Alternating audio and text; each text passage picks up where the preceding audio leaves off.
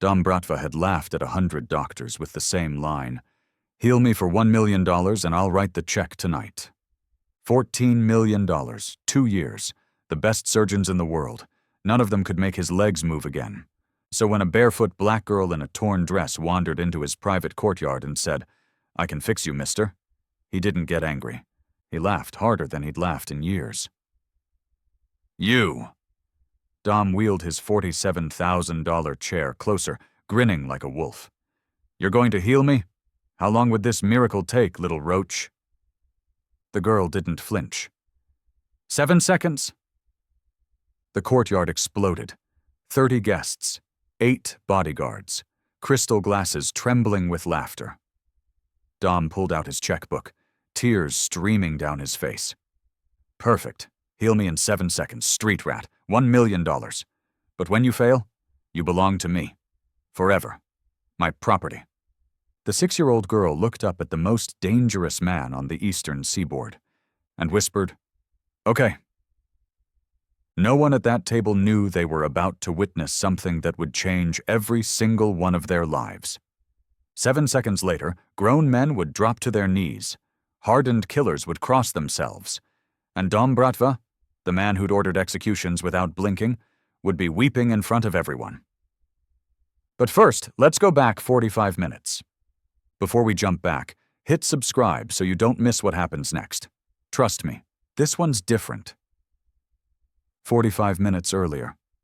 Maddie Jackson followed the smell of roasting lamb 9 blocks from the loading dock where she'd slept for 3 nights. She was 6 years old, homeless for 3 months. She hadn't eaten in 2 days. The Villa Bratva rose before her like a castle. Golden lights, iron gates, people who'd never been hungry. Maddie found a gap in the service entrance, small enough for a child no one was looking for. She crouched behind a jasmine hedge, watching. And that's when she saw him. The man in the wheelchair at the center of the courtyard. Silver hair slicked back, black suit swallowing the candlelight, surrounded by bodyguards. He raised a glass. "To another year the feds couldn't touch us." Everyone cheered. But Maddie wasn't watching the party. She was watching the way the man gripped his armrests when no one looked, the way his jaw tightened, the way his hand kept reaching for his lower back, fingers digging at something invisible. Twisted lightning, that's what Grandma Rose had called it. The doctors used a long word Maddie couldn't remember, but Grandma said it felt like lightning trapped in your spine. Burning. Paralyzing. Maddie had healed her when she was 4 years old. Hands on Grandma's back, eyes closed, heat flowing from her palms. 7 seconds. Grandma gasped, stood up, and walked to the kitchen for the first time in 8 months. "You got the gift, baby," Grandma had whispered that night. "My mama had it, her mama before. Your hands were made to fix what's broken, even the monsters. You hear me? Even the monsters deserve healing." 3 months later, Grandma died. Cancer. The one thing Maddie couldn't fix. Her last words. "Heal the world, baby. Even the monsters." Now Maddie watched the monster in the marble courtyard. She watched a doctor approach with a syringe. She watched Dom Bratva snap, "I've spent $14 million on doctors. None of you can fix me." The doctor retreated. And Maddie felt the heat rise in her palms, the gift waking up, recognizing pain, wanting to fix it. She was so hungry, but the heat in her hands was stronger than hunger. Maddie stood up from behind the jasmine hedge and walked into the light. If you're already hooked, drop a like so YouTube shows this story to more people. Now, let's see what happens when a 6-year-old girl faces down a Mafia boss. The dumpster behind La Maison Dorée smelled like heaven and rot at the same time.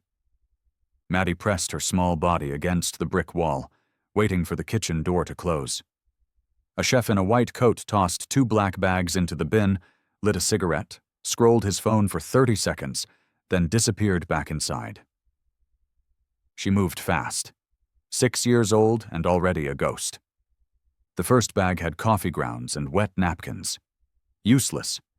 The second had half a bread roll, some kind of fish with the head still on, and 3 bites of something creamy in a cracked ceramic dish. Maddie ate the bread first, then scraped the creamy thing with her fingers. She left the fish. Last time she ate fish from a dumpster, she couldn't stop throwing up for 2 days. 2 days without food was better than 2 days of sickness. She wiped her hands on her dress, the same dress Grandma Rose had bought her for church, back when church was still a thing, back when Grandma was still alive, back when Maddie had an address and a bed, and someone who brushed her hair and called her baby girl. 3 months ago, Grandma Rose stopped breathing. 8 months before that, Mama stopped breathing too. But Mama's stopping was different. Mama's stopping came with a needle and blue lips, and strangers in uniforms breaking down the door. Maddie had hidden in the closet, watching through the slats, watching them zip Mama into a black bag like trash. Grandma Rose had taken her after that, moved her to the little apartment in Germantown with the radiator that clanked and the window that faced the church steeple. For 8 months, Maddie had a home again. Then the cancer came. Maddie tried to heal it. Every night, hands on Grandma's chest, eyes squeezed shut, waiting for the heat. But the heat never came the same way. The gift could fix bones and muscles and the twisted lightning in Grandma's spine. It couldn't fix the thing growing inside her lungs. "Some broken things are too broken, baby," Grandma had whispered at the end. "That's not your fault.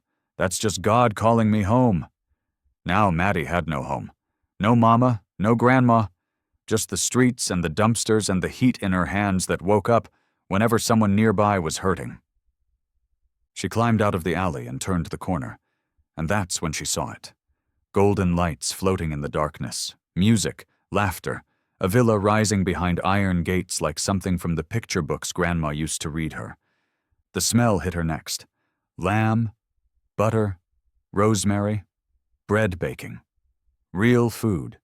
Mountains of it, just beyond those gates. Maddie walked closer. The iron bars were thick, but there, near the service entrance, a gap. A space where the gate didn't quite meet the stone wall, big enough for a delivery cart, big enough for a hungry 6-year-old who'd learned that small meant invisible. She squeezed through and stepped into a world made of gold. Maddie crouched behind a wall of jasmine, breathing through her mouth so she wouldn't make a sound. The courtyard stretched before her like a dream she wasn't allowed to have. White tablecloths, candles flickering in glass holders, crystal glasses catching the string lights like trapped stars, men in black suits with hard faces, women in dresses that probably cost more than every meal Maddie had ever eaten combined. And at the center of it all, him. The man in the wheelchair sat like a king on a throne. Silver hair slicked back, black suit so dark it seemed to drink the light, a watch on his wrist that glittered when he moved. 8 men stood around him in a semicircle, hands folded, eyes scanning the crowd. Guards. Maddie knew guards. She'd seen enough of them outside the shelters, the banks, the places that didn't want people like her getting too close. But these guards were different. These guards had bulges under their jackets. These guards looked like they'd done things that couldn't be undone. The man raised a crystal glass. To 14 million moved, and another year the feds couldn't touch us.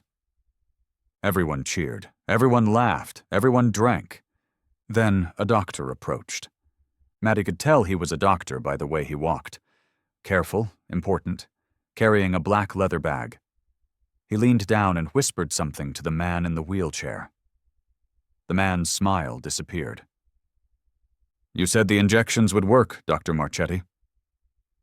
"Mr. Bratva, if you'll allow me to try a different approach." "You said 6 weeks. It's been 4 months." The doctor's face went pale. "The nerve damage is more extensive than we initially. $14 million. The man's voice cut through the courtyard like a blade. Conversation stopped. Glasses froze mid-air. "I've spent $14 million on doctors like you, specialists, surgeons. Miracle workers. He laughed, but it wasn't a happy sound. And I'm still sitting in this chair. Sir, I dash. Get out! The man waved his hand like he was brushing away a fly. Victor, make sure Dr. Marchetti finds the gate. Make sure he understands what happens if I ever see his face again. One of the guards stepped forward. The doctor stumbled backward, clutching his bag, practically running toward the exit. The party resumed. Glasses clinked. Laughter returned. But Maddie wasn't watching the party anymore. She was watching the man. The way his jaw tightened every few seconds. The way his left hand kept drifting to his lower back, fingers pressing against his spine like he was trying to push something back into place. The way he shifted his weight and winced when he thought no one was looking. Twisted lightning. Grandma Rose used to hold her back the exact same way. Press the exact same spot. Make the exact same face when the pain flared. Maddie's palms began to warm. I can fix that, she thought. I can fix him. Maddie stepped out from behind the jasmine hedge. For 3 seconds, nobody noticed. The music kept playing. The glasses kept clinking. The laughter kept rolling across the marble like waves. Then a woman screamed. Oh my God, what is that? Heads turned. Conversations died. 32 faces stared at the tiny figure standing at the edge of the courtyard, barefoot, dress torn and stained, hair tangled, skin dark against all that white marble and golden light. Maddie didn't move. The guards moved for her. 2 of them crossed the distance in seconds, grabbing her arms so hard she felt her bones creak. They lifted her off the ground like she weighed nothing. Because she almost did. 2 days without real food will do that to a 6-year-old. What the hell is this? A woman in diamonds pressed a napkin to her nose, like Maddie carried a smell that might infect her. How did a street urchin get past the gates? Disgusting, someone else muttered. Absolutely disgusting. Dom Bratva wheeled forward. The crowd parted for him like water around a shark. He stopped 3 feet from Maddie, looking up at her dangling between his guards. His eyes were cold, empty. The eyes of a man who'd seen terrible things and done worse. A rat, he said quietly. A little rat in my garden. Boss, we'll remove her immediately. Wait. Dom held up a hand.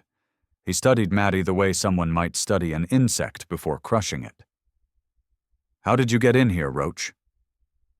Maddie's arms hurt. Her heart was pounding. Every instinct told her to stay quiet, play small, disappear the way she'd learned to disappear. But the heat in her palms was burning now. Burning like it did when Grandma Rose couldn't walk. Burning like it did whenever broken things were close. The gate, she whispered. There's a gap. A gap. Dom smiled. It wasn't a kind smile. Victor, remind me to have someone welded to that gap when we're done here. Throw her out. She can crawl back to whatever garbage pile she came from. Victor grabbed her arm, and Maddie spoke. I can make you walk, mister. The words rang across the courtyard like a bell. Victor froze. Dom's smile flickered. What did you say? Maddie looked directly into those cold, empty eyes. Your back, the twisted lightning. I can fix it. My hands can fix you. Silence, then laughter.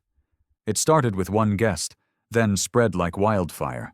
32 people howling, guards smirking. Even Victor's grip loosened as his shoulders shook.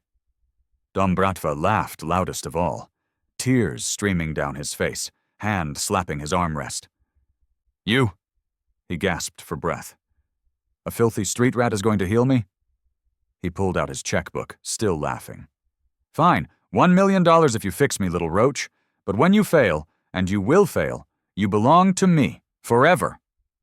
Maddie didn't blink. Okay. The laughter died. Not slowly, not naturally. It died the way a candle dies when someone cups their hand over the flame.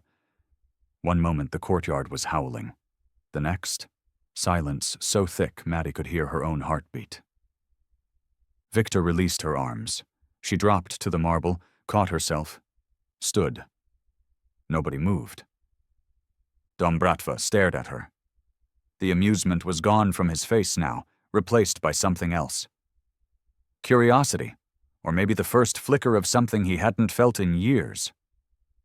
Fear. Well? His voice came out rougher than before. Get on with it, little roach. My guests are waiting to watch you fail. Phones appeared. 32 screens glowing in the candlelight. Recording. Waiting. Maddie walked toward the wheelchair. Her bare feet made no sound on the marble. The string lights swayed overhead. Somewhere in the distance, a fountain trickled. But inside the courtyard, no one breathed. She stopped behind Dom's chair. The problem was immediately obvious. He was too tall. The chair was too high. Maddie's head barely reached the top of the backrest. She couldn't see his spine, let alone touch it. "She can't even reach him," someone whispered. Nervous laughter rippled through the crowd. Maddie didn't hesitate. She climbed onto the wheelchair's frame, balancing her small body on the metal bar between the wheels. Now she was level with his back. Now she could feel it, the twisted lightning, pulsing beneath his skin like a trapped animal, screaming in a frequency only she could hear. Maddie placed both hands on his lower spine.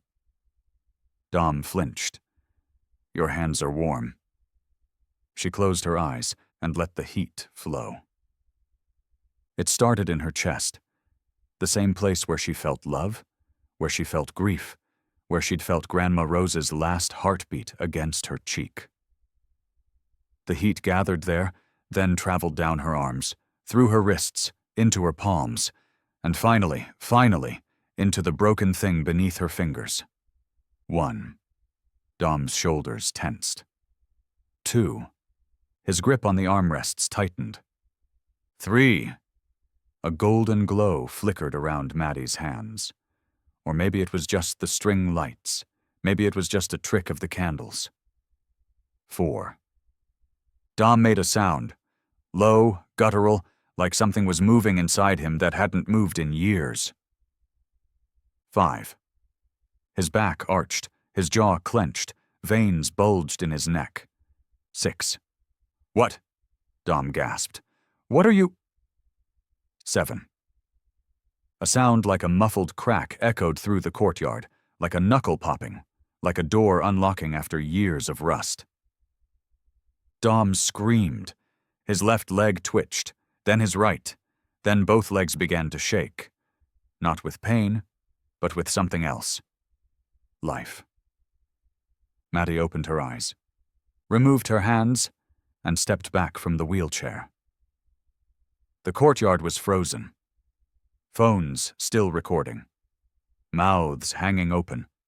No one daring to move, to speak, to breathe. Dom Bratva stared down at his legs, and his legs moved. Dom's hands gripped the armrests. His knuckles went white. His arms trembled. 2 years of muscle memory screaming at him that this was impossible, that his legs were dead weight, that no amount of wanting would make them work again. But something was different now. He pushed, and Dom Bratva stood. For a moment the world stopped. The string lights froze mid-sway. The candle flames held their breath. 32 guests stared at something that shouldn't be happening, couldn't be happening, wasn't possible. Dom took one step. His left foot hit the marble with a sound like thunder. He took another step. His right foot followed. Steady, strong, alive. The courtyard exploded, screaming, crying, phones flashing like a lightning storm. A woman in diamonds collapsed against her husband, sobbing. A man in a silk suit stumbled backward and knocked over a champagne bucket, ice scattering across the marble like diamonds. "Oh my God! He's walking! Did you see that? Tell me someone got that on video." Victor dropped to his knees. The enforcer who had killed 11 men with his bare hands. The soldier who had watched executions without blinking. the man who hadn't cried since he was 9 years old. Victor crossed himself, pressed his forehead to the cold marble, and wept. Dom walked 3 more steps. 4, 5, each one stronger than the last, each one proving that the nightmare was over, that the chair was behind him, that whatever that child had done was real. He stopped in front of Maddie. The contrast was almost absurd. Dom Bratva, 6'2", 220 pounds, the most feared man on the eastern seaboard, towering over a barefoot 6-year-old girl in a torn dress. She looked up at him with eyes that held no fear. "How?" Dom's voice cracked. The man who had ordered deaths, who had built empires on blood and silence, who hadn't shown weakness in 30 years, his voice cracked like a child's. "How did you do that?" Maddie tilted her head. "Grandma Rose taught me." "Grandma Rose?" "She had the gift too. Her mama had it. Her mama's mama." Maddie's voice was soft, matter-of-fact, like she was explaining something simple, something obvious. "Grandma said my hands were made to fix what's broken." Dom stared at her. This impossible child. This miracle wrapped in rags and hunger. "Where is your Grandma Rose now?" Maddie's eyes flickered, just for a moment, just long enough for Dom to see the grief hiding behind all that calm. "She went to sleep forever," Maddie said quietly. 3 months ago. The cancer came and I couldn't fix it. Some broken things are too broken." She paused. "That's what Grandma said. That's not my fault. That's just God calling her home." Dom Bratva had made grown men beg for their lives without feeling anything. But standing in front of this child, he felt something crack inside his chest. Dom's hands were still trembling. He couldn't stop them. 2 years in that chair. 2 years of dead legs and phantom pain and doctors who promised miracles and delivered nothing. And now he was standing, walking, feeling the cold marble beneath shoes that had only ever rested on footrests. Because of her. He reached into his jacket pocket and pulled out the checkbook. The same checkbook he'd waved at her minutes ago, laughing, certain she would fail. His fingers found a pen. He wrote the number. 1. 6 zeros. His signature at the bottom. Sharp, aggressive, the signature of a man who'd signed death warrants with the same hand. He tore the check free and held it out to Maddie.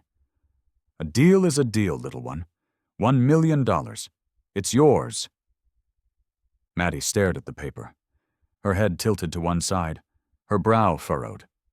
She looked at the check the way a dog might look at a card trick. Curious, confused, completely missing the point. "What's that do?" Dom blinked. "What?" "That paper." She pointed at it. "What's it do?" Someone in the crowd let out a nervous laugh. Dom silenced them with a look. "It's money," he said slowly. $1 million. You can buy anything with this, a house, food, clothes, anything you want." Maddie considered this. "Anything?" "Anything." She looked up at him with those ancient eyes, those eyes that had seen too much for 6 years, those eyes that had watched her mother overdose and her grandmother die, and the world prove again and again that little black girls in torn dresses didn't matter to anyone. "Can it bring my grandma back?" The question hit Dom like a bullet.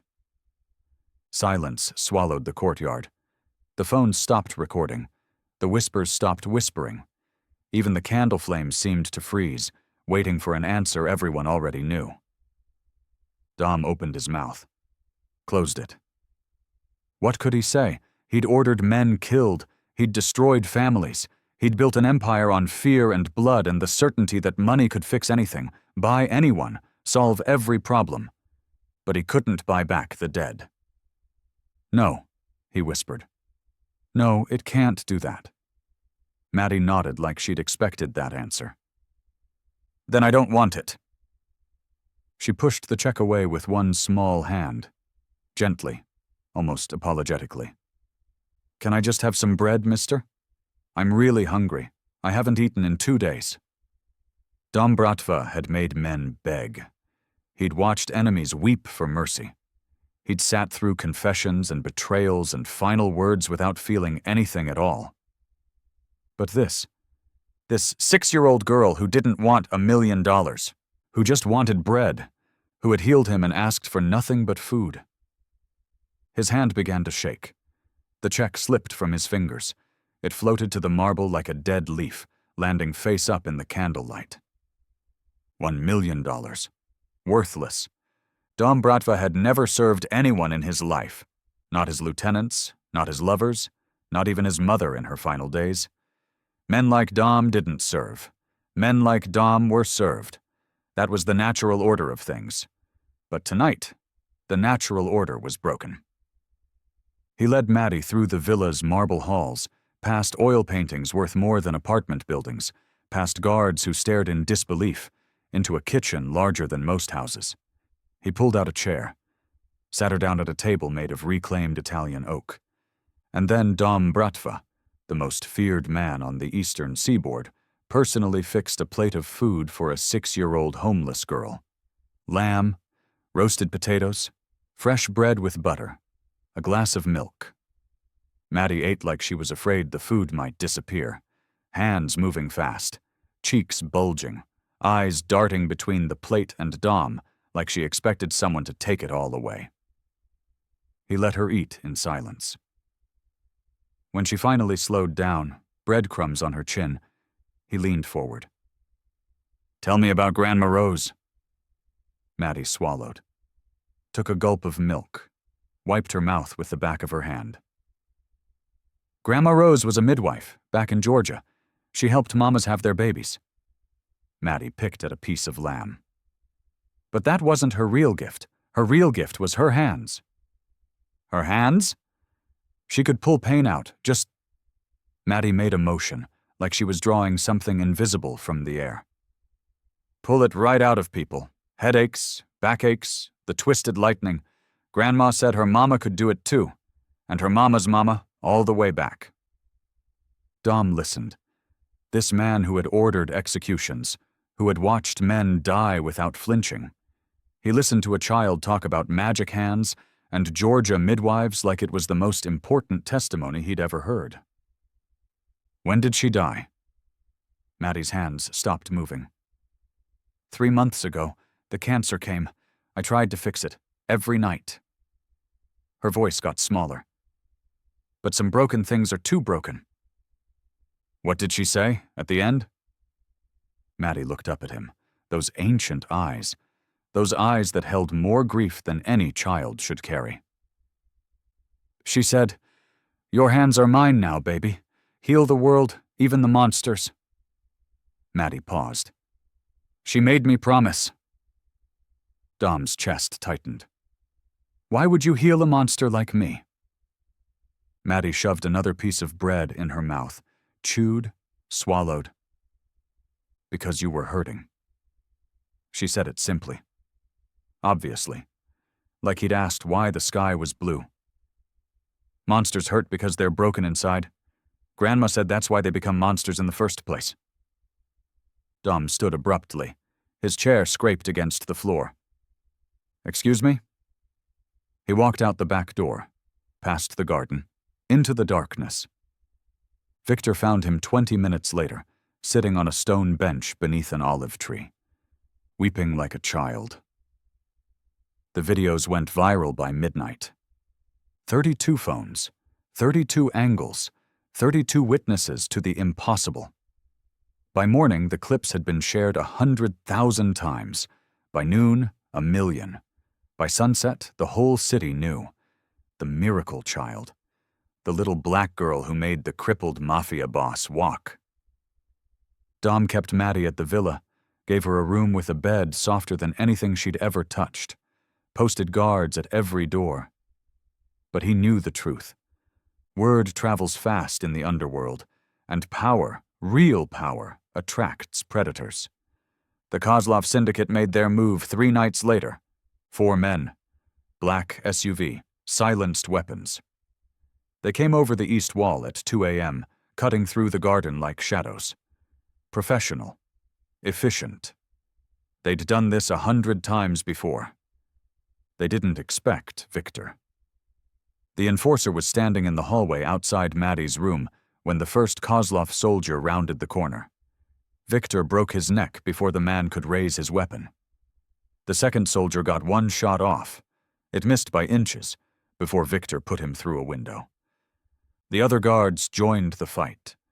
Gunfire echoed through the villa. Glass shattered. Men screamed. When it was over, 4 Kozlov soldiers lay dead in Dom's garden. But here's the thing no one expected. Victor didn't fight because Dom ordered him to. He fought because of what happened the night before. Maddie had found him in the kitchen, alone, staring at a photograph he kept in his wallet. A little girl, blonde hair, gap-toothed smile. "Who's that?" Victor had tensed. No one asked Victor personal questions. No one dared. But Maddie wasn't afraid. "My daughter," he said quietly. "She died. 6 years ago. She was about your age." Maddie walked over, put her small hand on Victor's chest, right over his heart. "This hurts," she said softly. "This hurts more than any back or leg. I can't fix this kind of broken." She looked up at him. "But I'm sorry it hurts." Victor, the man who had killed 11 people with his bare hands, had to leave the room so she wouldn't see him cry. Now he stood over the bodies of the men who'd tried to take her, blood on his knuckles, breathing hard. Not because Dom ordered it, because she was worth protecting. The next morning, Dom paid Kozlov's boss a personal visit. He walked into the man's office alone, unarmed, and delivered a message that would become legend in the underworld.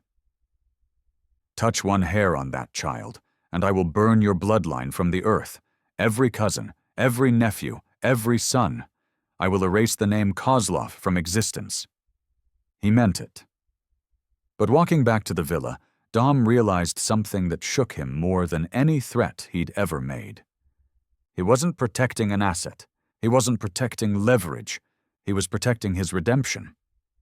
And that terrified him. 6 months later, Dom Bratva no longer existed. Not the man. The empire.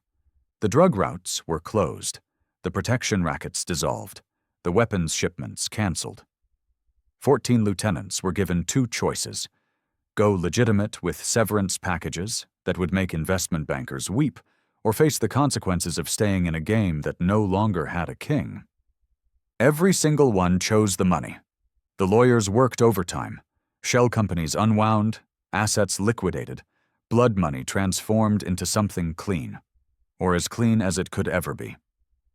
And in a family court in downtown Philadelphia, a judge signed a piece of paper that made Maddie Jackson the legal daughter of Dominic Bratva. No one challenged it. No one dared. The Grandma Rose Jackson Foundation opened its first clinic in Germantown, the same neighborhood where Rose had spent her final months. Then 11 more across 12 cities. Free health care, no questions asked, staffed by real doctors, real nurses, real medicine, but inspired by a child's touch. Maddie started first grade in September. She sat in the front row, learning to read words she'd never seen before, writing letters in wobbly handwriting, making friends who didn't know anything about miracles or mafia bosses or nights spent sleeping behind fish markets. On weekends, she still healed people. Quietly.